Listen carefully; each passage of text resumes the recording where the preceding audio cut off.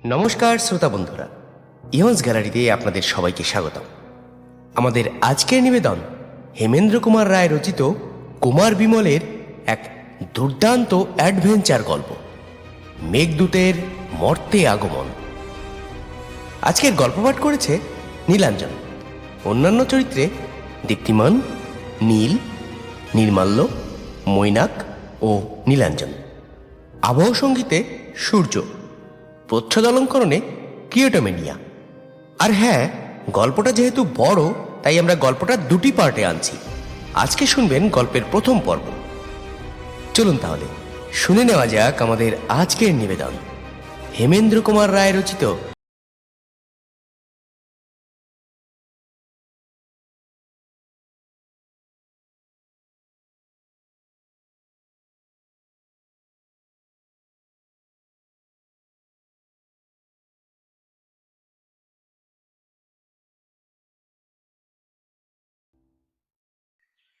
সেদিন সকালবেলা কমল যখন নিজের পড়বার ঘরে এসে সবে বসেছে, হঠাৎ তার চাকর ঘরে ঢুকে খবর দিল, বাবু, একটা লোক আপনার জন্য এই চিঠিখানা দিয়ে গেল। কমল চিঠিখানা খুলে পড়ল। তাতে শুধু লেখা আছে, প্রিয় কমল, শীঘ্র আমার বাড়িতে এসো, সাক্ষাতে সমস্ত বলবো। ইতি বিনয় মজুমদার। বিনয়বাবুর সঙ্গে কমলের আলাপ হয় মধুপুর বেড়াতে গিয়ে। কমলের বয়স 19 বছর। সে কলেজের তৃতীয় বর্ষের ছাত্র। বিনয়বাবুর বয়স 45। কিন্তু বয়সে এতখানি তফাৎ হলেও দুজনের মধ্যে আলাপ খুব জমে উঠেছিল। আর বিনয়বাবুর স্বভাবটাও ছিল এমন সরল যে বয়সের তফাতের জন্য কারুর সঙ্গে তার ব্যবহারের বিন্দুমাত্র তফাৎ হতো না। কমলের সঙ্গে বিনয়বাবুর আলাপ এত ঘনিষ্ঠ হবার আরও একটা কারণ ছিল। বিনয়বাবু সরল হলেও তার প্রকৃতি ঠিক সাধারণ লোকের মতন নয়। দিনরাত তিনি পুঁথিপত্র আর লেখাপড়া নিয়ে ব্যস্ত থাকেন। সংসারের আর কোনো ধার ধারেন না বড় একটা। তার বাড়ির ছাদের উপরে আকাশ পরিদর্শনের নানা রকম দূরবীন ও যন্ত্র আছে। গ্রহ নক্ষত্রের খবর রাখা তার একটা মস্ত বাতিক। এ সম্বন্ধে তিনি এমন সব আশ্চর্য গল্প বলতেন, তার অন্যান্য বন্ধুরা যা গাঁজাখুরি বলে হেসেই উড়িয়ে দিতেন। এমনকি অনেকে তাকে পাগল বলতেও ছাড়তেন না। কমল কিন্তু তার কথা খুব মন দিয়ে শুনত। কমলের মতো শ্রোতাকে পেয়ে বিনয়বাবুও ভারী খুশি হয়েছিলেন, এবং এজন্যই কমলকে তার ভারী ভালো লাগত। নিজের নতুন নতুন জ্ঞানের কথা কমলের কাছে তিনি খুলে বলতেন। কমলও তা ধ্রুব সত্য বলে মেনে নিতে কিছুমাত্র ইতস্তত করত না। আজ সকালে বিনয়বাবুর চিঠি পেয়ে কমল বুঝল, নিশ্চয়ই তিনি কোনো বিশেষ কথা তাকে বলতে চান। সে তখনই বাড়ি থেকে বেরিয়ে পড়ল।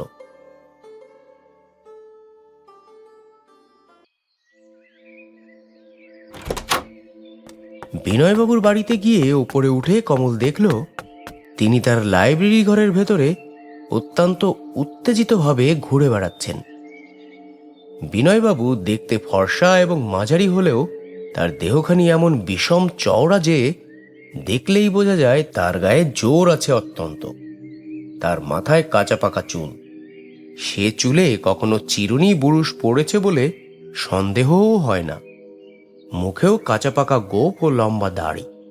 কমলকে দেখেই বিনয়বাবু বললেন, এই যে ভায়া, আমি তোমার জন্যই তো অপেক্ষা করছি। কমল বলল, কেন বিনয়বাবু, আপনি কোনো নতুন নক্ষত্র আবিষ্কার করলেন নাকি? বিনয়বাবু তাড়াতাড়ি মাথা নেড়ে বললেন, না হে না, তার চেয়েও গুরুতর ব্যাপার। তার চেয়েও গুরুতর ব্যাপার? তবে কি ধূমকেতু আবার পৃথিবীতে তেড়ে আসছে নাকি? হুম, তাও নয়। তা নয়, কিন্তু আপনার মুখ থেকে তো মনে হচ্ছে আপনি বড়ই ভয় পেয়েছেন। ভয় পাইনি, তবে চিন্তিত হয়েছি বটে।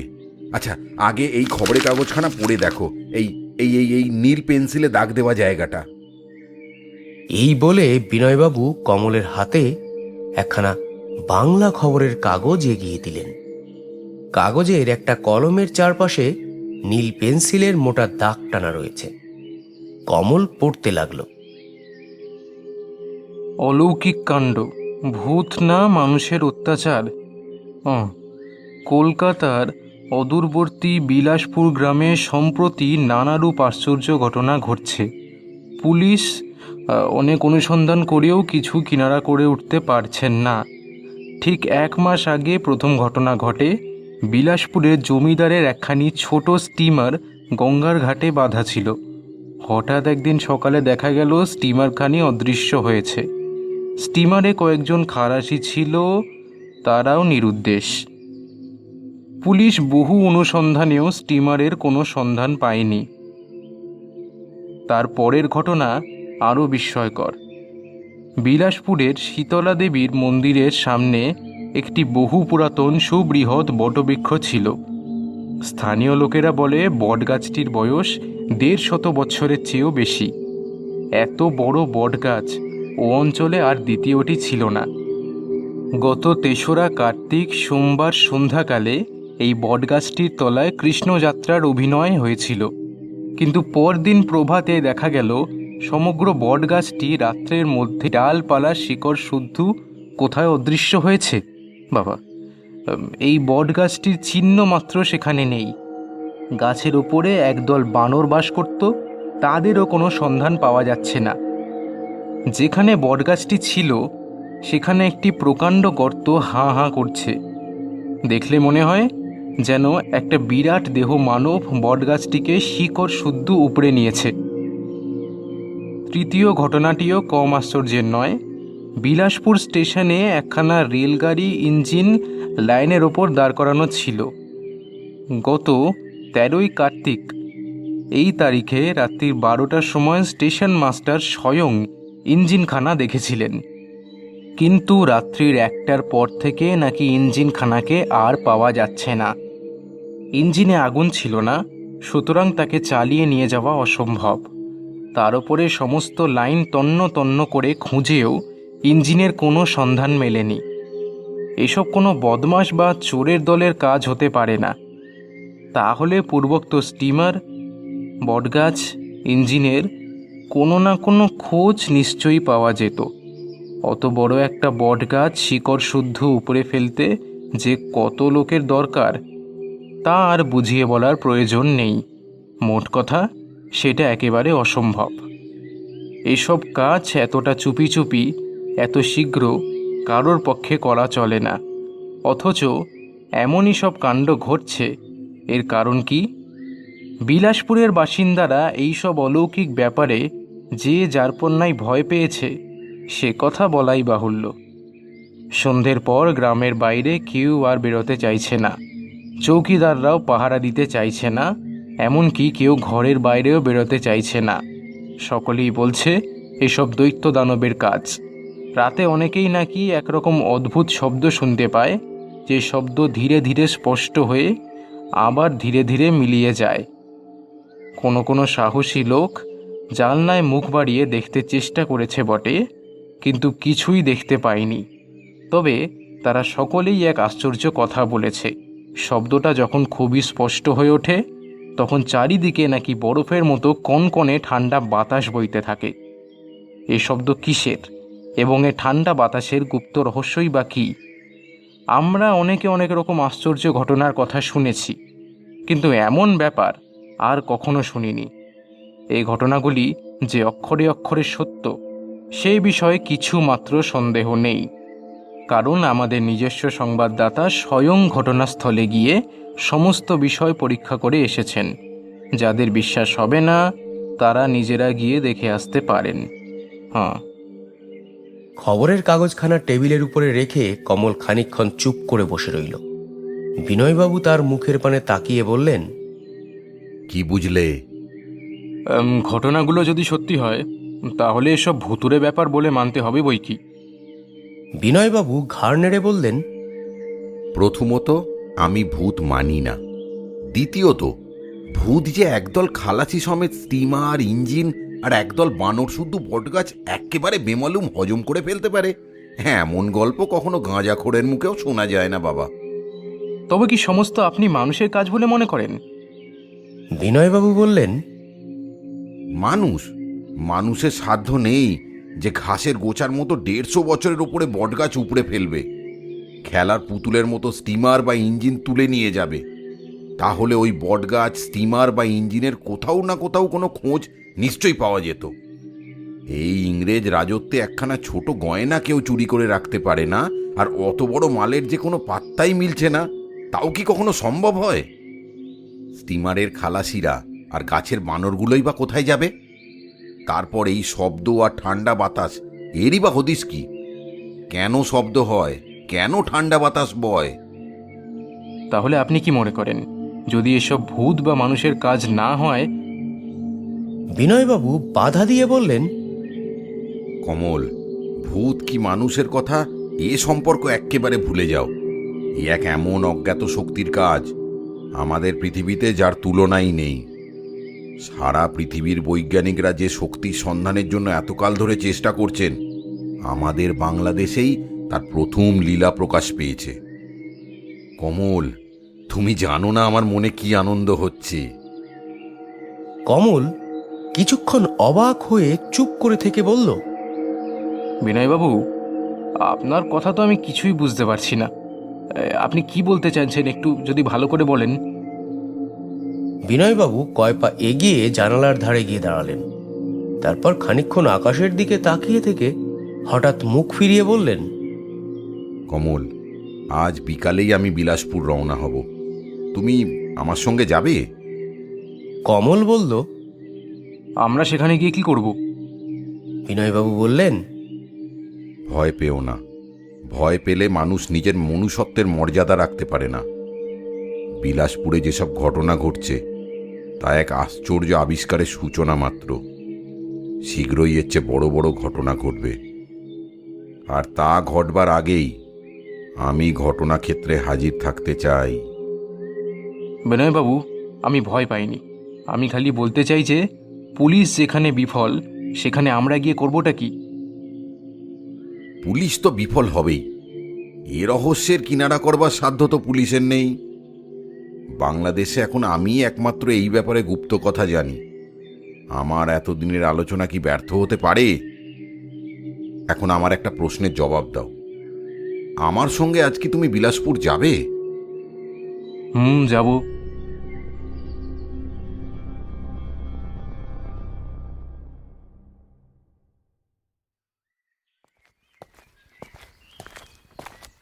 বিনয়বাবু আর কমল যখন বিলাসপুরে গিয়ে হাজির হলেন তখন বিকেলবেলা। বিনয়বাবু বললেন, কমল, এখানে আমার এক বন্ধুর বাড়ি আছে। তার বাড়িতে গিয়ে উঠলে পরে তিনি আমাদের খুব আদর যত্ন করবেন বটে, কিন্তু কোনো খবর না দিয়ে হঠাৎ গিয়ে পড়লে তার অসুবিধা হতে পারে। কিন্তু সেখানে না গিয়ে তো উপায় নেই। রাত্রে একটা মাথা গোজা ঠাই তো দরকার। বিনয়বাবু হেসে বললেন, নিশ্চয়ই নিশ্চয়ই। আমরা কি আর মাঠে শুয়ে রাত কাটাবো? এখানে ডাক বাংলো আছে। সেখানে আজকের রাতটা কাটাতে তোমার কোনো আপত্তি নেই তো?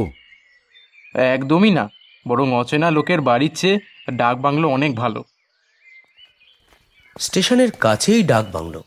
দুজনে ডাক বাংলোর হাতার ভেতরে গিয়ে ঢুকতেই সেখানকার চাকর এসে তাদের সেলাম করল। বিনয়বাবু বললেন, এ বাংলো কি তোমার জিম্মায় আছে? সে বলল, আগে হ্যাঁ কর্তাবাবু। বিনয়বাবু তার নাম জানতে চাইলে সে বলল, আগে ওসিমুদ্দি। দেখো আছিমুদ্দি, আজ আমরা এখানেই থাকবো। এই ব্যাগটা তোমার কাছে রাখো, আর আমাদের দুজনের জন্য রাত্রে রান্না খাবারের ব্যবস্থা করো। মুরগির ঝোল চাই, বুঝলে? এই নাও টাকা। আমরা ততক্ষণ না হয় একটু ঘুরে আসি। বিনয়বাবু কমলের হাত ধরে বাংলো থেকে আবার বেরিয়ে পড়লেন। কমল বলল, আমরা কোথায় যাচ্ছি বিনয়বাবু? শীতলা মন্দিরে। বটগাছের ব্যাপারটা সত্যি কিনা আগে দেখে আসা দরকার। বিনয়বাবু বিলাসপুরে আগেও কয়েকবার এসেছিলেন, কাজেই পথঘাট তার জানাই ছিল। মিনিট পাঁচেক পরেই তারা শীতলা মন্দিরের সামনে গিয়ে উপস্থিত হলেন। বিনয়বাবু বললেন, কমল, সত্যিই তো বটগাছটা নেই দেখছি। সে গাছ আমি আগেও দেখেছি, প্রকাণ্ড গাছ। শিবপুর বোটানিক্যাল গার্ডেনের বিখ্যাত বটগাছ দেখেছো তো? এই গাছটা তার চেয়ে কিছু ছোট হলেও এত বড় গাছ বাংলাদেশে আর কোথাও দেখেছি বলে তো আমার মনে পড়ে না। অথচ দেখো, সেই গাছের বদলে এখন শুধু একটা গর্ত রয়েছে। কমল অবাক হয়ে দেখল তার সামনে মস্ত বড় একটা গর্ত। তার ভেতরে অনায়াসে শতাধিক মানুষকে কবর দেওয়া যায়। বটগাছটা যে কত বড় ছিল কমল এতক্ষণে তা আন্দাজ করতে পারল। অথচ এত বড় একটা গাছকেই সকলের অজান্তে রাতারাতি উড়িয়ে নিয়ে গেছে। মানুষের পক্ষে এমন কাজ করা অসম্ভব, একদম অসম্ভব। এমন সময় মন্দিরের ভেতর থেকে একটা লোক বেরিয়ে এলো। বিনয়বাবু এগিয়ে গিয়ে তাকে প্রণাম করে বললেন, আপনি বোধহয় এই শীতলা দেবীর সেবায়িত। হ্যাঁ বাবা। এখানে নানা রকম আশ্চর্য কাণ্ড কারখানা হচ্ছে শুনে আমরা কলকাতা থেকে দেখতে এসেছি। আচ্ছা, যে রাতে বটগাছটি অদৃশ্য হয় সে রাতে আপনি কোথায় ছিলেন? এই মন্দিরের পাশেই আমার ঘর, আমি এইখানেই ছিল। অথচ কিছুই টের পাননি? টের যে ঠিক পাইনি তা নয়, তবে আসল ব্যাপারটা তখন বুঝতে পারিনি। কিরকম? অনেক রাতে হঠাৎ কিরকম একটা শব্দ শুনে আমার ঘুম ভেঙে যায়। তারপরেই ঝড়ে গাছ দোলার মতো আওয়াজ শুনলাম। সঙ্গে সঙ্গে একটা কনকনে ঠান্ডা হাওয়ার ঝাপটা জানলা দিয়ে আমার ঘরে ঢুকে পড়ল, আর বটগাছের বাদরগুলো কাতারে চেঁচাতে লাগলো। ঝড় উঠেছে ভেবে তাড়াতাড়ি আমি জানলা বন্ধ করে দিল। তারপরেই হঠাৎ সব চুপচাপ, আর সকালে উঠে দেখি বটগাছটা আর নেই। তাহলে আপনি কি মনে করেন যে ঝড়ে সেই বটগাছটিকে উড়িয়ে নিয়ে গেছে? না না, তা কি করে হবে? এত বড় বটগাছ উড়িয়ে নিয়ে যাবে এমন প্রচণ্ড শক্তিশালী ঝড় উঠলে গায়ের ভেতরে নিশ্চয়ই আরো অনেক গাছপালা তছনছ হতো, অনেক ঘরবাড়ি পড়ে যেত। কিন্তু আর কোথাও কিচ্ছুটি হলো না, উড়ে গেল শুধু এই বটগাছটা। তাহলে আপনি কি বলতে চান যে... লোকটি বাধা দিয়ে বলল, আমি আর কিছু বলতে চাই না বাবা। এইসব কথা নিয়ে নাড়াচাড়া করতেও আমার ভয় লাগে। শীতল আমার রক্ষা করুন সবাইকে। বলতে বলতে সে আবার মন্দিরের ভেতরে অদৃশ্য হয়ে গেল। বিনয়বাবু ফিরে বললেন, চলো কমল, আমরা একবার গাঁয়ের ভিতরটা ঘুরে আসি। দুজনে আবার অগ্রসর হলেন। বিলাসপুর গ্রামখানি বেশ বড়, তাকে ছোট শহর বললেও চলে। পথে পথে ঘুরে নানা লোককে নানা কথা জিজ্ঞেস করেও বিনয়বাবু আর কোনো তথ্য আবিষ্কার করতে পারলেন না। তবে এটুকু বোঝা গেল, খবরের কাগজের কোনো কথাই মিথ্যা নয়। সন্ধ্যার মুখে তারা যখন আবার ডাক বাংলোর দিকে ফিরলেন, তখন বিনয়বাবু লক্ষ্য করলেন যে গ্রামখানি এরই মধ্যে স্তব্ধ হয়ে পড়েছে। পথে আর মানুষ নেই। অধিকাংশ ঘরবাড়িরই দরজা জানলা বন্ধ। এখানকার বাসিন্দারা যে খুব ভয় পেয়েছে তাতে আর কোনো সন্দেহই রইল না। বাংলোর বারান্দায় উঠে বিনয়বাবু দেখলেন সেখানে দুটি যুবক দুখানা চেয়ারের উপর বসে আছে। তাদের মধ্যে একটি যুবকের দেহ যেমন লম্বা তেমনি চওড়া। দেখলেই বুঝতে দেরি লাগে না যে তার দেহে অসুরের মতো ক্ষমতা। তিনি কিছু জিজ্ঞেস করবার আগেই সেই লম্বা চওড়া যুবকটি উঠে দাঁড়িয়ে তাকে অভিবাদন করে বলল, আজ বৈকালে আপনারাই কি এসেছেন? হ্যাঁ। তাহলে আমরাও আজ এখানে আপনাদের সঙ্গী হতে চাই। আপনার কোনো আপত্তি নেই তো? না না না, আপত্তি আবার কিসের? বেশ তো, একসাথে সবাই মিলেই থাকা যাবে। আপনারা কোথা থেকে আসছেন? কলকাতা থেকে। খবরের কাগজে একটা ব্যাপার পড়ে দেখতে এসেছি। ও, তাহলে আপনারাও আমাদের দলে। আমরাও ওই উদ্দেশ্যেই এসেছি। আপনাদের নামটা জানতে পারি কি?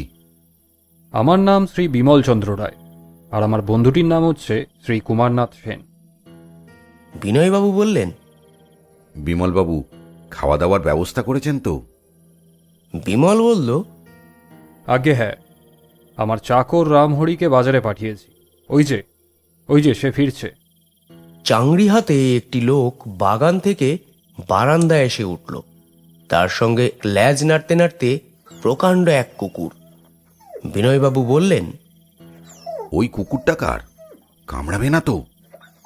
কুমার বলল, না না, কামড়াবে না, বাঘা বড় ভালো কুকুর। কমল এতক্ষণ চুপ করে কথাবার্তা শুনছিল। এখন সে বলল, বিমলবাবু, আপনাদের নাম আর ওই কুকুরের নাম শুনে আমার একটা অদ্ভুত কথা মনে হচ্ছে। বিমল বলল। কি কথা? কমল একটু ইতস্তত করে বলল, জকের ধন বলে একটা উপন্যাস পড়েছিলুম, তাতেও বিমল, কুমার, রামহরি আর বাঘা কুকুরের নাম আছে। কি আশ্চর্য মিল, তাই না? বিমল একবার কুমারের মুখের দিকে চেয়ে তারপর হেসে বলল, মিল দেখে আশ্চর্য হবেন না, আমরা সেই লোকই বটে। বিস্ময়ে হতবম্বের মতো কমল হা করে খানিকক্ষণ বিমলের মুখের পানে তাকিয়ে রইল। তারপর বলে উঠল, তাও কি সম্ভব? বিমল তেমনি হাসি মুখে বলল, সম্ভব নয় কেন? কমল বলল, তারা হচ্ছে উপন্যাসের লোক, আর আপনারা হচ্ছেন সত্যিকারের মানুষ। বিমল বলল, যখের ধন যে সত্যিকারের ঘটনা তা মিথ্যা বলে ভাবছেনই বা কেন? সত্যি ঘটনা? তাহলে আপনারা কি সত্যি সত্যি খাসিয়া পাহাড়ের বৌদ্ধ মঠে গিয়েছিলেন? নিশ্চয়ই, কিন্তু সে আজ 5-6 বছর আগেকার কথা। সেসব বিপদের কথা এখন আমাদের কাছে স্বপ্ন বলেই মনে হয়।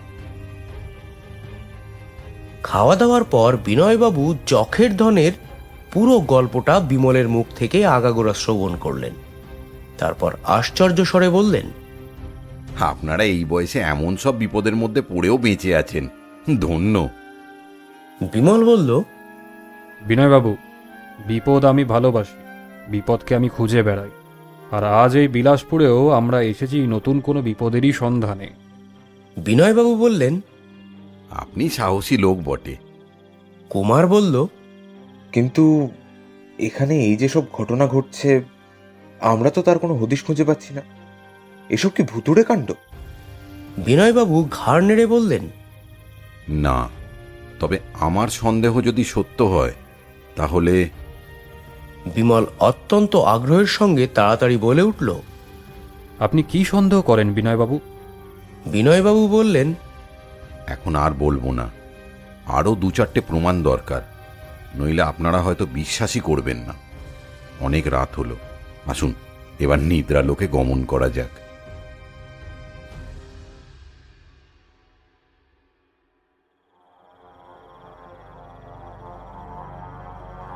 গভীর রাত্রে হঠাৎ একসঙ্গে সকলের ঘুম ভেঙে গেল। কমল লাফ মেরে দাঁড়িয়ে উঠে বলল, কি শীত! কুমার বলল, হ্যাঁ, জানালা দিয়ে ঝোড়ো হাওয়া আসছে, বাইরে বোধহয় ঝড় উঠেছে। বলেই সে উঠে পড়ে জানলা বন্ধ করে দিতে গেল। বিনয়বাবু বললেন, দাঁড়ান কুমারবাবু, জানলাটা বন্ধ করবেন না। ঝড় উঠেছে যে? না না না, ঝড় ওঠেনি, দেখছেন না বাইরে ফুটফুটে চাঁদের আলো। তবে তবে ও শব্দ কিসের? সকলে কান পেতে শুনল বাইরে থেকে একটা অদ্ভুত শব্দ আসছে, যেন কারা লক্ষ লক্ষ পেন্সিল ঘর্ষণ করছে। বিনয়বাবু গম্ভীর স্বরে বললেন, ওটা ঝড়ের শব্দ নয়। বিমল বলল, তবে সেই রহস্যই তো জানতে চাই। বলেই বিনয়বাবু এগিয়ে গিয়ে দরজা খুলে দিলেন। সঙ্গে সঙ্গে বাঘা ঘরের ভেতর থেকে এক লাফে বাইরে বেরিয়ে গেল। সকলে বারান্দায় গিয়ে দাঁড়ালো। চারিদিকে পরিষ্কার চাঁদের আলো, আকাশে মেঘের নামমাত্রটি নেই। তবে ঝড়ের মতো ঠান্ডা হাওয়া বইছেই বা কেন, আর ওই রহস্যময় শব্দটাই বা আসছে কোত্থেকে? বিনয়বাবু বললেন, শব্দটা হচ্ছে ওপরের দিকে। তার কথা শেষ হতে না হতেই খানিক তফাৎ থেকে মানুষের তীব্র আর্তনাদ শোনা গেল। তারপরেই একটা কুকুরের চিৎকার। কুমার বলল, এই যে বাঘার গলা। রামহরি বলল, বাঘা বোধহয় কাউরে কামড়ে ধরেছে। মানুষ আর কুকুরের চিৎকার আরো বেড়ে উঠল। কুমার বলল, না রামহরি, বাঘা কারোকে কামড়ায়নি। তার চিৎকার শুনে মনে হচ্ছে সে যেন ভয়ানক ভয় পেয়েছে। বিমল বলল, চলো চলো এগিয়ে দেখা যাক। যেদিক থেকে সেই মানুষ আর কুকুরের আর্তনাদ আসছে সকলে বেগে সেই দিকে ছুটে গেল। কিন্তু কই, কোথাও তো কিচ্ছুটি নেই। আর্তনাদ তখনও হচ্ছে, কিন্তু অতি অস্পষ্ট, যেন অনেক দূর থেকে আসছে। কুমার চেঁচিয়ে ডাকলো, বাঘা, বাঘা, বাঘা, কোথায় বাঘা? বিনয়বাবু উপর পানে হাত তুলে বললেন, আকাশে। হ্যাঁ তাই তো, আকাশ থেকেই তো আর্তনাদ আসছে। এ কি কাণ্ড! রামহরি বলল, রাম রাম রাম রাম রাম, বাঘাকে পড়িতে উড়িয়ে নিয়ে গেছে। কুমার কাতর স্বরে বলল। আমার এতদিনের কুকুর! সকলে সভয়ে আকাশের দিকে তাকিয়ে রইল। বিনয়বাবু বললেন, ওই যেন কি দেখা যাচ্ছে না? হ্যাঁ, ঠিক যেন দুটো কালো ফোঁটা। ওই যা, মিলিয়ে গেল। বিনয়বাবু আরও আশ্চর্য ব্যাপার দেখলেন। আকাশের বুকে ছায়ার মতো অস্পষ্ট কি একটা প্রকাণ্ড জিনিস। কিন্তু সে ব্যাপার আর প্রকাশ না করে তিনি শুধু বললেন, আর সে শব্দও নেই, আর আর্তনাদও শোনা যাচ্ছে না। ঠান্ডা বাতাসও বইছে না। কমল বলল, কিন্তু এমন ব্যাপারের কথাও তো কখনো শুনিনি। এসবের মানে কি বিনয়বাবু? আপনি কি এখনো বলতে চান যে এসব ভৌতিক কাণ্ড নয়? বিনয়বাবু কোনো জবাব দিলেন না। ঘাড় হেট করে কি যেন ভাবতে লাগলেন। খানিক পরে পথের দিকে তাকিয়ে সচমকে তিনি বললেন, ওটা কি? ও কি ও? সকলেই সেদিকে তাকালো। পথের পাশে খালি পুকুর রয়েছে, কিন্তু তার জল প্রায় সমস্তই শুকিয়ে গিয়েছে। বিনয়বাবুকে তখনও বিস্ফারিত চোখে সেই দিকে তাকিয়ে থাকতে দেখে বিমল জিজ্ঞাসা করল, আপনি কি দেখছেন বিনয়বাবু? ওই পুকুরটা। বিমল কিছুই বুঝতে না পেরে বলল, হ্যাঁ, পুকুরে জল নেই, তাতে কি হয়েছে? কিন্তু আজ বিকালে আমি সচক্ষে দেখেছি যে পুকুরটার কানায় কানায় জল টলমল করছে। আপনি নিশ্চয়ই ভুল দেখেছেন। না, আমি ঠিক দেখেছি। তাহলে এর মধ্যে এক পুকুর জল কোথায় গেল? ওই আকাশে। এই অদ্ভুত উত্তরে সকলেই স্তম্ভিত হয়ে গেল। বিমল বলল, এক পুকুর জল আকাশে উড়ে গেছে?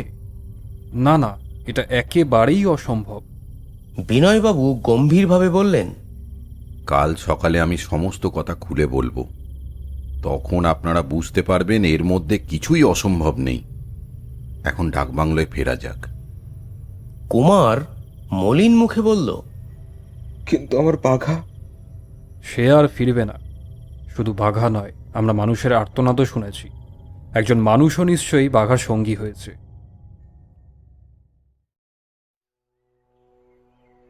পরদিন শোনা গেল বিলাসপুরের একজন রাতের চৌকিদারের কোনো রকম সন্ধান পাওয়া যাচ্ছে না। বিমল বলল, দেখুন বিনয়বাবু, আপনি আমাদের চেয়ে বয়সে ঢের বড়, কাজেই এবার থেকে তুমি বলেই ডাকবেন। বিনয়বাবু হেসে বললেন, আচ্ছা বিমল, তাই হবে। তাহলে এইবারে এখানকার আশ্চর্য ব্যাপারের গুপ্ত কথা আমাদের কাছে খুলে বলুন। বিনয়বাবু খানিকক্ষণ চুপ করে বসে রইলেন। তারপর ধীরে ধীরে বললেন, দেখো, আমি যা বলবো তা শুনলে তোমরা হয়তো বিশ্বাস করবে কিনা জানি না, কিন্তু বিশ্বাস করো আর নাই করো, এতটুকু নিশ্চয়ই জানো যে আমি একটিও মন গড়া বাজে কথা বলবো না। কারণ আমার প্রত্যেকটা কথাই বিজ্ঞানের মতো সত্য বলে প্রমাণ করা শক্ত হবে না। এমনকি ইউরোপ আমেরিকার বড় বড় পণ্ডিত আর বিজ্ঞানীরা এই বিষয় নিয়েই যথেষ্ট মাথা ঘামাচ্ছেন। আমিও এই বিষয় নিয়ে আজ অনেক বছর ধরে গবেষণা করে আসছি। বিমল বাধা দিয়ে বলল, কিন্তু এখানকার এই সব অলৌকিক কাণ্ডের সঙ্গে বিজ্ঞানের কি সম্পর্ক থাকতে পারে বিনয়বাবু? বিনয়বাবু হাসতে হাসতে মাথা নেড়ে বললেন, বিমল ভায়া, এত অল্পতেই ব্যস্ত হয়ে উঠো না। আগে মন দিয়ে আমার কথাটা শোনো। তোমরা জানোই তো বৃহস্পতি, মঙ্গল, বুধ প্রভৃতি অনেক গ্রহ আছে। আজ্ঞে হ্যাঁ, আর এও জানি যে আমাদের পৃথিবীও একটি গ্রহ। পৃথিবীর সব থেকে কাছে যে গ্রহ আছে তার নাম মঙ্গল বা মার্স। ইউরোপ আমেরিকার বড় বড় মানমন্দিরে আজকাল এমন সব প্রকাণ্ড দূরবীন ব্যবহার করা হয় যে ওই সব গ্রহ উপগ্রহ হাজার হাজার মাইল দূরে থাকলেও আমাদের চোখের সামনে অনেকটা স্পষ্ট হয়ে ওঠে। পণ্ডিতেরা অনেক আলোচনার পর এই সিদ্ধান্তে উপনীত হয়েছেন যে অন্তত কোনো না কোনো গ্রহে পৃথিবীর মতো জীব বসবাস করে। এই সিদ্ধান্তের কারণও আছে। মঙ্গল গ্রহ সব থেকে কাছে বলে দূরবীন দিয়ে তার ভিতরটা বেশি করে দেখবার সুযোগ রয়েছে। পণ্ডিতেরা দেখেছেন যে মঙ্গল গ্রহের ভিতরটা প্রায় মরুভূমির মতো। হয়তো প্রচণ্ড শীতের প্রকোপে আর জলভাবে সেখানে উদ্ভিদ জন্মানো প্রায় অসম্ভব। কিন্তু এই সঙ্গে আরও একটি আশ্চর্য ব্যাপার দেখা গেছে। মঙ্গল গ্রহের মধ্যে শত শত ক্রোশব্যাপী এমন প্রকাণ্ড খাল আছে যার তুলনা পৃথিবীতেও নেই। সে খাল আবার এমন সোজাসুজি কাটা যে তা কিছুতেই স্বাভাবিক হতে পারে না। অর্থাৎ সে খাল কৃত্রিম। হ্যাঁ, আর এখানেই একটা মস্ত আবিষ্কারের সূত্রপাত। আরও দেখা গেছে সে খাল যতদূর অগ্রসর হয়েছে ততদূর পর্যন্ত দুপাশের জমি সবুজ, অর্থাৎ গাছপালায় ভরা। এখন বুঝে দেখো, কৃত্রিম খাল কখনো আপনা আপনি প্রকাশ পায় না। নিশ্চয়ই তা মানুষ বা মানুষের মতো কোনো জীবের হাতেই কাটা। আর এমন এক মরুভূমির মতো দেশে প্রকৃতির বিরুদ্ধে যুদ্ধ করে শত শত ক্রোশব্যাপী কৃত্রিম খাল কেটে চাষাবাদ করে যে জীব বেঁচে আছে তারা যে খুব চালাক ও সভ্য, তাতে কারোর কোনো সন্দেহ নেই। কমল বলল, বিনয়বাবু, এইসব কথা আমি আপনার মুখে আগে অনেকবার শুনেছি, কিন্তু বিলাসপুরের এই ভুতুড়ে কাণ্ডের সঙ্গে আপনি মঙ্গল গ্রহকে টেনে আনছেন কেন? বিনয়বাবু বললেন, ক্রমেই বুঝবে, আগে সব শোনো। বছরের ঠিক একটা সময় মঙ্গল গ্রহ পৃথিবীর অনেকটা কাছে চলে আসে। কিছুদিন আগেই কলকাতার সমস্ত খবরের কাগজে তোমরা নিশ্চয়ই পড়েছ যে পৃথিবীর বড় বড় বেতার বার্তা পাঠানো স্টেশনে এক আশ্চর্য ব্যাপার ঘটেছিল। বেতার যন্ত্রে এমন সব অদ্ভুত বার্তার সংকেত এসেছিল যার অর্থ কেউ বুঝতে পারেনি। সেসব সংকেত কোথা থেকে এসেছে তাও জানা যায়নি। ঠিক সেই সময় কিন্তু মঙ্গল গ্রহ এসেছিল পৃথিবীর খুব কাছেই। কাজেই বিজ্ঞানীরা স্থির করতে বাধ্য হলেন যে মঙ্গল গ্রহের বাসিন্দারাই পৃথিবীর লোকের সঙ্গে কথা কইবার জন্যই বেতার বার্তা পাঠাচ্ছে। কিন্তু তাদের বার্তার সঙ্গে আলাদা বলেই আমরা তা বুঝতে পারি না। বিমল বলল, হ্যাঁ, আমার মনে পড়ছে বটে, কিছুদিন আগে এমনই একটা বিষয় বা ব্যাপার নিয়ে খবরের কাগজে মহা আন্দোলন চলেছিল। তাহলে সংবাদপত্রে আরও একটা খবর তোমরা পড়েছ বোধহয়। আমেরিকার একজন সাহসী বিজ্ঞানী রকেটে চড়ে মঙ্গল গ্রহে যাত্রা করবার জন্য প্রস্তুত হচ্ছেন। কুমার আশ্চর্য স্বরে বলল, রকেটে চড়ে? হ্যাঁ, কিন্তু এ তোমাদের সাধারণ বাজিওয়ালার হাতে তৈরি ছেলে খেলার রকেট নয়, তার চেয়ে হাজার হাজার গুণ বড়। তার মধ্যে মস্ত এক ধাতু তৈরি ঘর থাকবে। সে ঘরে থাকবেন সেই সাহসী বৈজ্ঞানিক। উপরের ঘরের তলায় থাকবে বারুদের ঘর। মঙ্গল গ্রহ যে সময় পৃথিবীর কাছে আসবে সেই সময় রকেটটা ছোঁড়া হবে। বায়োস্কোপের এক অভিনেতা একটি মাঝারি আকারের রকেটে চড়ে পৃথিবীর এক জায়গা থেকে আরেক জায়গা নিরাপদে গিয়ে দেখিয়েছেন যে এই ব্যাপারটা একেবারেই অসম্ভব নয়। কিন্তু এ থেকে ঠিক কি প্রমাণিত হচ্ছে? এ থেকে প্রমাণিত হচ্ছে যে মঙ্গল গ্রহ আর পৃথিবীর বাসিন্দারা পরস্পরের পরিচয় জানবার জন্য ব্যস্ত হয়ে উঠেছে। এখন আমি যদি বলি যে মঙ্গল গ্রহের বাসিন্দারা আমাদের চেয়ে আরও কিছু বেশি অগ্রসর হয়েছে, অর্থাৎ তারা ইতিমধ্যেই পৃথিবী থেকে নানা নমুনা সংগ্রহ করে নিয়ে যেতে শুরু করেছে, তাহলে কি অত্যন্ত অবাক হবে? বিমল, কুমার আর কমল একসঙ্গে সবিস্ময়ে বলে উঠল, আহ, বলেন কি? আহা, বলেন মশাই, বলেন কি? বলেন কি? বিনয়বাবু বললেন, হ্যাঁ, বিলাসপুরে এই যে সব অলৌকিক কাণ্ড হচ্ছে তা মঙ্গল গ্রহের বাসিন্দাদের কীর্তি ছাড়া আর কিছুই নয়।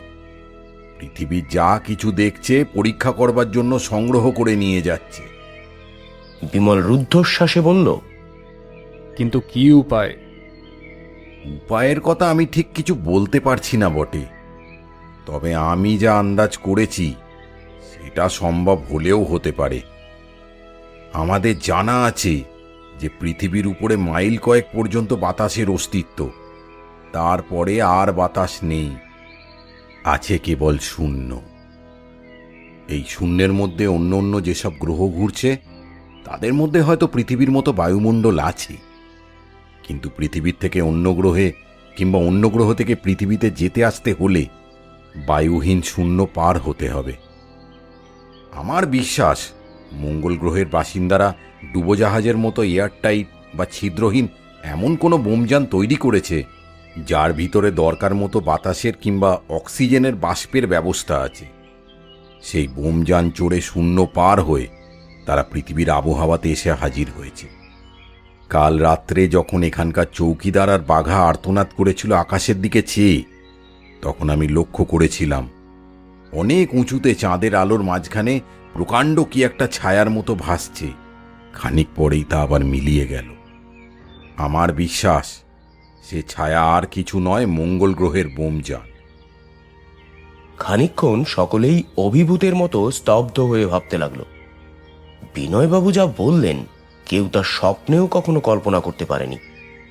অবশেষে বিমল বলল, কিন্তু আমরা মঙ্গল গ্রহের কোনো লোককে তো দেখতে পাইনি। তবে বিলাসপুর থেকে স্টিমার, ইঞ্জিন, বটগাছ, পুকুরের জল আর জীবজন্তু কেমন করেই বা অদৃশ্য হচ্ছে? এ প্রশ্নের নির্ভুল জবাব দেওয়া শক্ত, তবে ওই রহস্যময় ঠান্ডা হাওয়ার প্রবাহের জন্য আমার মনে একটা সন্দেহ জেগেছে। আচ্ছা, তোমরা কেউ ভ্যাকুম ক্লিনার দেখেছ? কুমার বলল, হ্যাঁ, শিয়ালদহ স্টেশনে দেখেছি। একটি যন্ত্রের সঙ্গে লম্বা নল আছে। সেই নলের মুখ ধুলোর উপরে ধরে যন্ত্র চালালেই ভিতর থেকে হু হু করে হাওয়া বেরিয়ে যায়, আর সঙ্গে সঙ্গে সমস্ত ধুলো নলের ভিতরে ঢুকে পড়ে। এই উপায়ে খুব সহজে ধুলো সাফ করা যায়। খুব সম্ভব মঙ্গল গ্রহের বাসিন্দারা এরকম কোনো যন্ত্রের সাহায্যেই পৃথিবীর ওপরে অত্যাচার করছে। তবে তাদের এই ভ্যাকিউম যন্ত্রটি এত বড় ও শক্তিশালী যে প্রকাণ্ড প্রকাণ্ড স্টিমার, ট্রেন ও বটগাছ, এমনকি এক পুকুর জল পর্যন্ত তা অনায়াসে শুষে গিলে ফেলতে পারে। আচমকা ঠান্ডা হাওয়া বইবার তো আর কোনো কারণ তো আমার মাথায় আসছে না। যন্ত্রটি যখন বায়ু শূন্য হয় সেই সময় চারিদিকে ঠান্ডা বাতাসের ঝাপটা লাগে। কুমার শোকাচ্ছন্ন স্বরে বলল, তাহলে আমার বাঘাকে আর কখনো ফিরে পাবো না? বিনয়বাবু মাথা নেড়ে জানালেন, না। বিমল চিন্তিতভাবে বলল, বিনয়বাবু, জানি না আপনার কথা সত্য কি না, কিন্তু আপনার যুক্তি শুনলে এসব ব্যাপার অবিশ্বাস করতেও প্রবৃত্তি আসছে না বা হয় না। আচ্ছা, এই বিষয়ে নিয়ে আপনি যখন এত আলোচনা করছেন তখন বলতে পারেন কি যে মঙ্গল গ্রহের বাসিন্দাদের চেহারা কীরকম? তারা ঠিক কি মানুষেরই মতো দেখতে নাকি? বিনয়বাবু বললেন, তা কি করে বলবো, তবে তাদের মস্তিষ্ক যে খুব উন্নত আর তারা যে যথেষ্ট সভ্য আর জ্ঞান বিজ্ঞানেও খাটো নয়, তাদের কাজ দেখে এটা বেশ বোঝা যাচ্ছে। পৃথিবীর অবস্থা, জল, মাটি, আবহাওয়া আর জীবনযাত্রা নির্বাহের প্রণালী অনুসারেই আমাদের চেহারা এরকমই হয়েছে।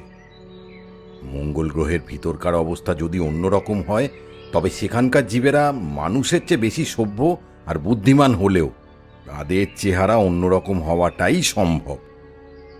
বিমল কিছুক্ষণ স্তব্ধ থেকে বলল, এবার থেকে এখানে বন্দুক না নিয়ে আমি পথে বেরোবো না। কেন? দাঁতে দাঁত চেপে বিমল বলল, যদি সুবিধে পাই বুঝিয়ে দেব যে মানুষ বড় নিরীহ জীব নয়।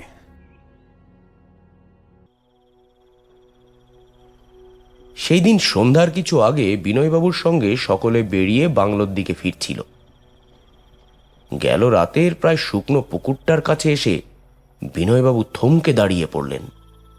পুকুরের দুদিকে বাঁধানো ঘাট, কিন্তু জল নেমে যাওয়াতে ঘাটের সব নিচের শ্যাওলামাখা সিঁড়ির ধাপ পর্যন্ত স্পষ্ট দেখা যাচ্ছে।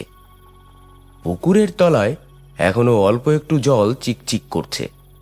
বিনয়বাবু যেন আপনা আপনি বললেন, যে যন্ত্র দিয়ে এত অল্প সময় অতখানি জল শুষে নেওয়া যায়, সে যন্ত্রটা না জানি কি প্রকাণ্ড। খালি ঠান্ডা হাওয়া নয়, এই পুকুর চুরি দেখেও আমার বিশেষ সন্দেহ হচ্ছে যে যন্ত্রটা নিশ্চয়ই ভ্যাকুম বিশেষ। মঙ্গল গ্রহের বাসিন্দারা যে এয়ারটাইট বোমজানে করে এসেছে তার আকারও নিশ্চয়ই সামান্য নয়, নইলে তার ভিতরে স্টিমার, ইঞ্জিন, বটগাছ আর প্রায় 1 পুকুর জল থাকবার ঠাঁই হতো না। হঠাৎ ওপর থেকে কতকগুলো জিনিস ঝপাং করে পুকুরের ভেতরে পড়ল এবং কতকগুলো পড়ল পুকুরের পাড়ের ওপরে। সকলে বিস্মিত চোখে ওপর দিকে তাকিয়ে দেখল, কিন্তু সেখানে কিছুই নেই। কেবল অনেক উঁচুতে আকাশের বুকে ছায়ার মতো কি যেন একটা জেগে রয়েছে, কিন্তু সেটা এত অস্পষ্ট যে তার বিষয়ে জোর করে কিছু বলাও যায় না। বিনয়বাবু অত্যন্ত দুঃখের সঙ্গে বলে উঠলেন, হায় হায় হায়, কলকাতা থেকে আসবার সময় একটা ভালো দূরবীন যদি সঙ্গে করে আনতুম তাহলে এক্ষুনি সব রহস্যের কিনারা হয়ে যেত। কমল বলল, কিন্তু আকাশ থেকে ওগুলো কি এসে পড়লো? বিমল তাড়াতাড়ি এগিয়ে গেল। খানিক তফাতেই রাঙা পিণ্ডের মতো কে একটা পড়ে রয়েছে, কিন্তু কাছে গিয়েই সে সব হয়ে আবার পিছিয়ে এসে বলে উঠল, বিনয়বাবু, কি বিমল, ব্যাপারটা কি? এই যে মানুষের দেহ। হ্যাঁ, বলো কি? সকলেই সেই রাঙা পিণ্ডটার দিকে ছুটে গেল। সামনে সত্যিই একটা রক্তমাখা মাংসের স্তূপ পড়ে রয়েছে। অনেক উঁচু থেকে পড়ার দরুন সেটা এখন তালগোল পাকিয়ে গিয়েছে। সহজে তা মানুষের দেহ বলে আর চেনাই যায় না, তবে দেহের কোনো কোনো অংশ এখনো তার মনুষ্যত্বের অল্প অল্প পরিচয় দিচ্ছে।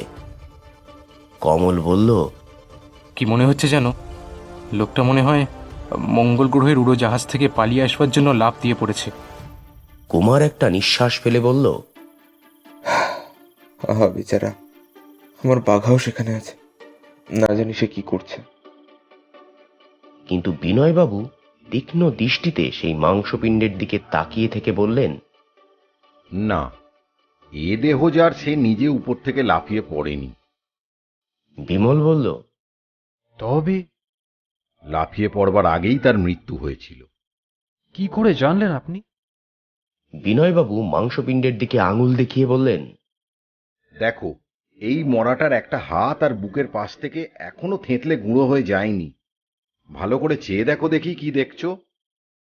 বিমল হেঁট হয়ে পড়ে দেখতে লাগলো। তারপর বলল, এ কি, এর দেহের উপরকার ছাল ছাড়িয়ে ফেলা হয়েছে।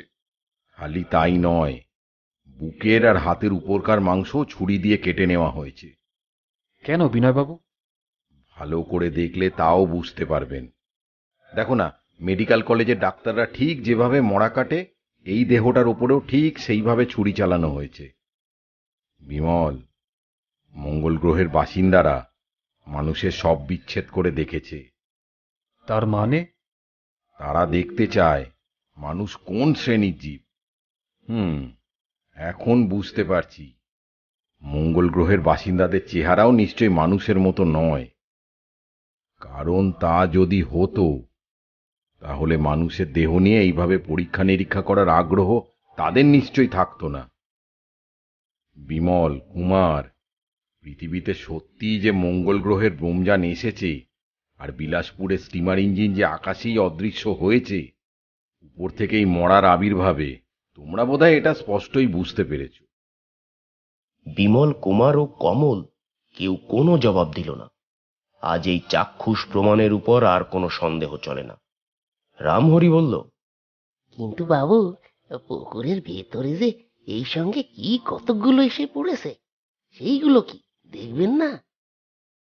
বিনয়বাবু ক্ষুব্ধ স্বরে বললেন, না রামহরি, আর দেখবার দরকার নেই। সেগুলো হয়তো আর কোনো অবাগার দেহ। মঙ্গল গ্রহের বাসিন্দারা নিশ্চয়ই এদের হত্যা করেছে, তারপর পরীক্ষা শেষ করে দেহগুলোকে আবার পৃথিবীতে ফেলে দিয়েছে।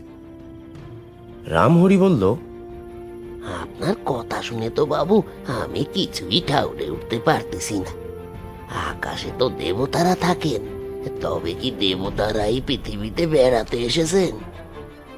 বলেই সে আকাশের দিকে মুখ তুলে দেবতাদের উদ্দেশ্যে ভক্তি ভরে বারবার প্রণাম করতে লাগলো। বিমল রেগে বলল, রামহরি, এখান থেকে তুই বিদায় হ। এই সময় তোর বোকামি আর ভালো লাগে না। রামহরি বলল, ছোট কেন খোকা বাবু, আমি তো আর তোমাদের মতো খ্রিস্টান নই, রাম পাখির ঝোলও খাই না। ঠাকুর দেবতাকে ভক্তি করা আমি বোকামি বলে মনেও করি না। বিমল আরও চটে বলল, বেশ, এবারে দেবতাদের সাড়া পেলেই তোকে সশরীরে স্বর্গে পাঠিয়ে দেওয়ার ব্যবস্থা করব। আপাতত তুই মুখ বন্ধ কর। কুমার বলল, কিন্তু বিনয়বাবু, এই যে বড় ভয়ানক কথা। আপনার ওই মঙ্গল গ্রহের বাসিন্দারা পৃথিবী থেকে মানুষ ধরে নিয়ে গিয়ে খুন করবে, আর আমরা চুপ করে বসে তাই দেখব? তাদের বাধা দেওয়ার কি কোনো উপায় নেই? উপায় একটা করতে হবে বই কি। মানুষ এখনো টের পায়নি তাদের মাথার ওপরে কি বিপদের খাঁড়া ঝুলছে। আজ যে অত্যাচার খালি বিলাসপুরে হচ্ছে, দুদিন পরে তা সারা পৃথিবীতে ছড়িয়ে পড়তে পারে। বিমল বলল, কিন্তু কি উপায় আপনি করবেন? তা আমি এখনো বলতে পারি না, তবে আজকেই আমি আমার মতো একটা প্রবন্ধ খুলে লিখব, আর কাল তা সংবাদপত্রে প্রকাশ করব।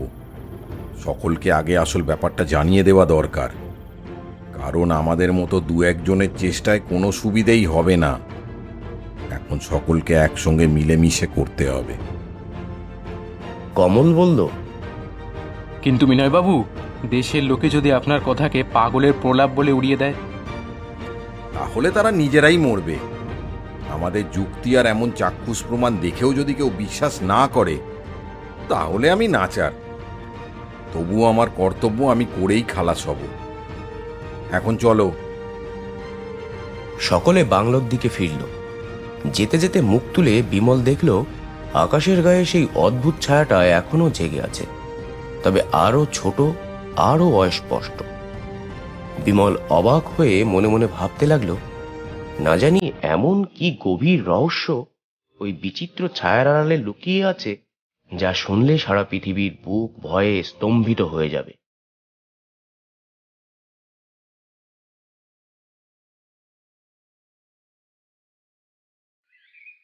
পরদিন সকালে খবরের কাগজ আসা মাত্রই বিমল তাড়াতাড়ি সেখানে নিয়ে পড়তে বসল, কারণ আজকেই বিনয়বাবুর প্রবন্ধটা প্রকাশ হওয়ার কথা।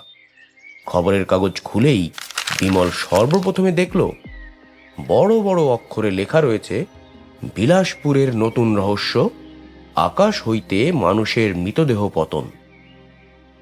তারপর গতকাল বিলাসপুরে যে ঘটনা ঘটেছিল এবং আমরা আগেই যার ইতিহাস শুনেছি তারই বর্ণনা। তারপরই আবার বড় বড় অক্ষরে লেখা, বিশেষজ্ঞের বিচিত্র আবিষ্কার, মঙ্গল গ্রহের বাসিন্দা, পৃথিবীর ভীষণ বিপদ। শিরোনামের তলায় বিনয়বাবুর প্রবন্ধ।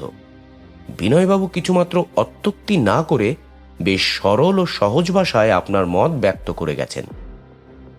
তার মতও আমরা আগেই প্রকাশ করেছি, সুতরাং এখানে তা আর উল্লেখ করবার দরকার নেই। প্রবন্ধের শেষে সম্পাদক লিখেছেন, বিনয়বাবু যে আশ্চর্য ব্যাপারের উল্লেখ করিয়াছেন তাহা সহজে কল্পনায় আসে না। হয়তো অনেকেই তাহার কথাকে পাগলের প্রলাপ বলিয়া উড়াইয়া দিবেন, কিন্তু আমরা আপাতত তাহার মত সমর্থন করা ছাড়া উপায়ান্তর দেখিতেছি না।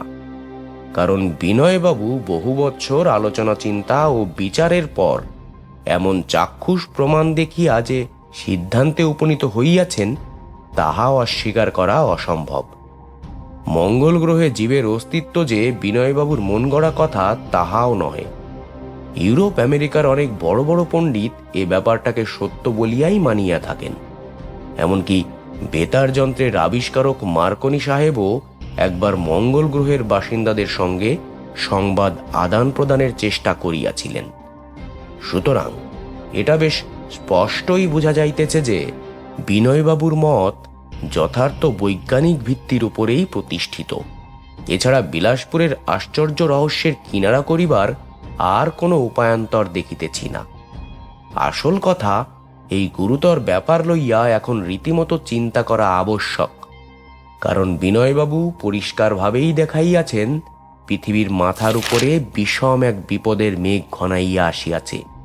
সময় থাকিতে সমাধান না হইলে এ বিপদ আরও ভয়ঙ্কর রূপে আত্মপ্রকাশ করিতে পারে।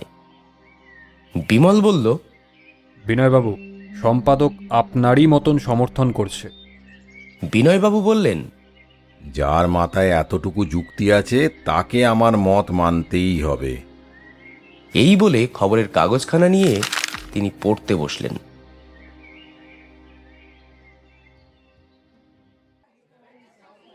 বিকালে ডাকবাংলোতে লোক আর ধরে না।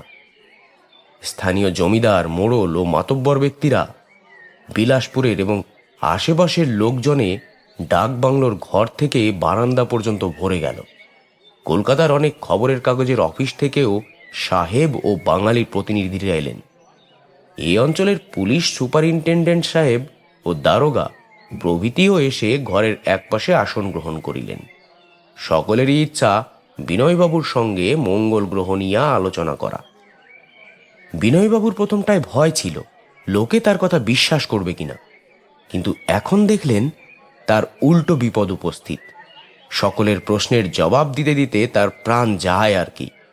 পুলিশ সাহেব খানিকক্ষণ বিনয়বাবুর সঙ্গে পরামর্শ করে বললেন, আচ্ছা বিনয়বাবু, আপনার সন্দেহ যদি সত্যি হয় তাহলে আমাদের কি করা উচিত? রাত্রে গায়ে সশস্ত্র সেপাই বসিয়ে রাখবো কি? কেন? মঙ্গল গ্রহের উড়োজাহাজ কাছে এলেই সিপাহীরা বন্দুক ছুড়বে। বিনয়বাবু একটু ভেবে বললেন, পরীক্ষা করে দেখতে পারেন, কিন্তু এই উড়োজাহাজ কিরকম পদার্থ দিয়ে তৈরি তা তো আমি বলতে পারি না। বন্দুকের গুলিতে তার ক্ষতি হতেও পারে, আবার নাও হতে পারে। সন্ধ্যার পরে একে একে সবাই যখন বিদায় নিয়ে চলে গেল, বিনয়বাবু শ্রান্তভাবে বিছানার উপরে শুয়ে পড়লেন। বিমল হাসতে হাসতে বলে উঠল, বিনয়বাবু, আপনি একদিনেই বিখ্যাত হয়ে উঠেছেন। বিনয়বাবু হতাশ হয়ে বললেন, বিখ্যাত হওয়ার এত জ্বালা? আমার কি মনে হয় জানো বিমল, ছেড়ে দেওয়া কেঁদে বাঁচি। বিমল বলল, ওরা আপনাকে ছেড়ে দিলে তো কেঁদে বাঁচবেন, কিন্তু ওরা যে আপনাকে ছাড়বেই না। আপনি এখন যেখানেই যাবেন ওরাও আপনার সঙ্গে সঙ্গে যাবে। বিনয়বাবু অত্যন্ত দুঃখিতভাবে বললেন, কেন কেন? কারণ আপনি এখন বিখ্যাত হয়েছে। বটে বটে, তাই নাকি? তাহলে আমি অজ্ঞাতবাস করব। ওরা আবার আপনাকে খুঁজে বার করবে। তাহলে আমাকে মঙ্গল গ্রহে যাত্রা করতে হবে। বিমল, এই একদিনেই কথা কয়ে কয়ে আমার মুখে ব্যথা ধরে গেছে। আজ সারাদিন আমি একটুও জিরোতে পারিনি।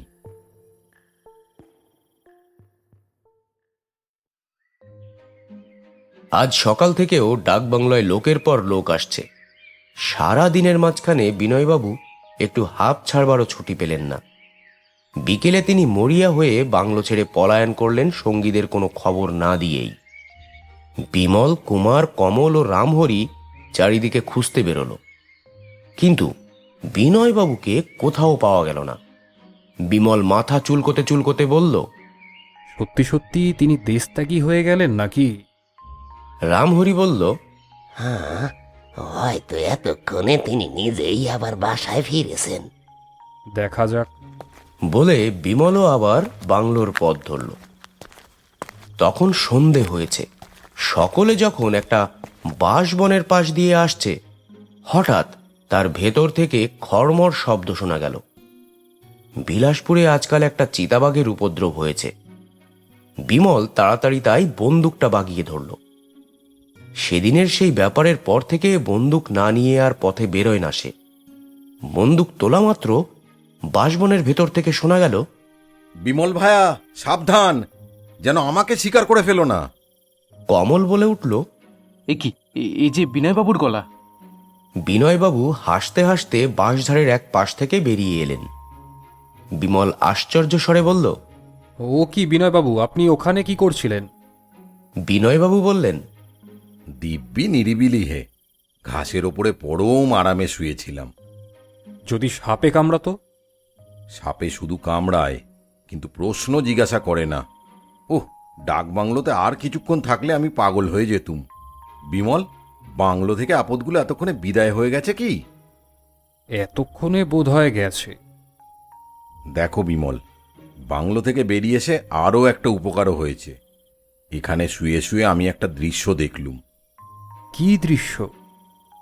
সামনেই মাঠের ওপরে গাঁয়ের ছেলেরা ফুটবল খেলছিল। আমি এখানে শুয়ে অন্যমনস্কভাবে তাই দেখছিলাম। এমন সময় আকাশে হঠাৎ সেই ভয়ানক শব্দটা শুনলাম, যেন হাজার হাজার স্লেটের ওপরে কারা হাজার হাজার পেন্সিল চালিয়ে যাচ্ছে। বিমল, কুমার ও কমল একসঙ্গে বলে উঠল। হ্যাঁ, দিনের বেলা? দিনের বেলায়? বিনয়বাবু বললেন, হ্যাঁ, এ থেকে প্রমাণ হচ্ছে মঙ্গল গ্রহের বাসিন্দাদের সাহস দিনে দিনে বেড়ে উঠছে। শীঘ্রই তারা আমাদের ওপর অত্যাচার শুরু করবে। বিমল বলল, তারপর? শব্দটা শুনে আমি তো ধর্মর করে উঠে বসলুম। আকাশের দিকে চেয়ে দেখি সেই প্রকাণ্ড কালো ছায়াটা ঘুরতে ঘুরতে নিচে নেমে আসছে। মাঠের দিকে চেয়ে দেখলুম ছেলেগুলো তখনও ফুটবল খেলা নিয়ে মত্ত, কিছুই তারা টের পায়নি। হঠাৎ ফুটবলটা লাথি খেয়ে খুব উঁচুতে উঠল, কিন্তু সেটা উপরের দিকে সামনে উঠেই মিলিয়ে গেল, নিচে আর নেমে এলো না। ছেলেরা তো অবাক। তারপর আকাশ পানে চেয়ে সেই কালো ছায়াটা দেখেই তারা ভয় পেয়ে যে যার বাড়ির দিকে দৌড় মারল। আর সেই কালো ছায়াটা, সেটা আর নিচের দিকে নামল না, আকাশের গায়ে এক জায়গাতেই দুলতে লাগলো। সন্ধে পর্যন্ত যতক্ষণ চোখ চলে আমি তাকে মাঠের ওপরে ওইখানেই দেখেছি। বলে বিনয়বাবু আকাশের একদিকে অঙ্গুলি নির্দেশ করলেন। সকলেই সেই দিকে চেয়ে দেখল, কিন্তু কিছুই দেখা গেল না। আকাশ তখন অন্ধকার। বিনয়বাবু বললেন, আজ আমি অনেকক্ষণ ধরে ছায়াটা, অর্থাৎ মঙ্গল গ্রহের উড়োজাহাজখানা দেখবার সুবিধে পেয়েছি। যদিও সেটা অনেক উঁচুতে ছিল, তবু আমি আন্দাজেই বলতে পারি যে উড়োজাহাজখানার আকার খুব প্রকাণ্ড, অন্তত মাইল খানেকের কম লম্বা তো হবেই না। রামহরি বলল, বাবু, আমার বুক কেমন ছমছম করছে। আর এইখানে অন্ধকারে দাঁড়িয়ে থেকে কি হবে? বাসায় ফিরে চলুন, সেইখানে গিয়েই কথাবার্তা কইবেন। এমন সময় দেখা গেল গায়ের ভেতর থেকে অনেকগুলো লণ্ঠন নিয়ে একদল লোক মাঠের উপর এসে দাঁড়ালো। কুমার বলল, মিলিটারি পুলিশ, সকলের হাতে বন্দুক রয়েছে। বিনয়বাবু বললেন, ছেলেদের মুখে খবর পেয়েই বোধহয় ওরা এদিকে এসেছে। কিন্তু ওরা আর করবে কি? উড়োজাহাজ পর্যন্ত বন্দুকের গুলি তো আর পৌঁছবে না। ধীরে ধীরে আকাশের গায়ে তৃতীয়ার চাঁদ হাসি মুখে জেগে উঠল। সঙ্গে সঙ্গে সেই শব্দ শোনা গেল, যেন হাজার হাজার স্লেটের উপর হাজার হাজার পেন্সিলের শব্দ। বিনয়বাবু বললেন, শব্দটা যে আগের চেয়ে আরো কাছে আছে বলে মনে হচ্ছে। সকলে কান পেতে শুনতে লাগলো। শব্দ আরো কাছে নেমে এলো, আরো আরো কাছে। রামহরি ভীত স্বরে বলল, বাবু, এই বেলা চলুন, পালাই পালাই। শব্দ আরো কাছে এলো। আচম্বিতে পাশের বাঁশঝাড় ও গাছপালার মধ্যে ঝড় জেগে উঠল, কনকনে ঠান্ডা হাওয়ার ঝড়। বিনয়বাবু চেঁচিয়ে উঠলেন, হুঁশিয়ার, হুঁশিয়ার! সঙ্গে সঙ্গে রামহরি, কুমার ও কমল আর্তনাদ করে উঠল। বিনয়বাবু ও বিমল স্তম্ভিতের মতো দেখল তারা তিনজনেই ছটফট করতে করতে তীরের মতো বেগে শূন্যে উঠে যাচ্ছেন। মাঠের দিক থেকে সেপাইদের অনেকগুলো বন্দুকের আওয়াজ এলো। পর মুহূর্তেই বিনয়বাবু ও বিমলের দেহ উপরের সেই সর্বগ্রাসী কালো ছায়ার দিকে প্রচণ্ড বেগে উড়ে গেল। সেপাইরা আবার একসঙ্গে বন্দুক ছুড়ল।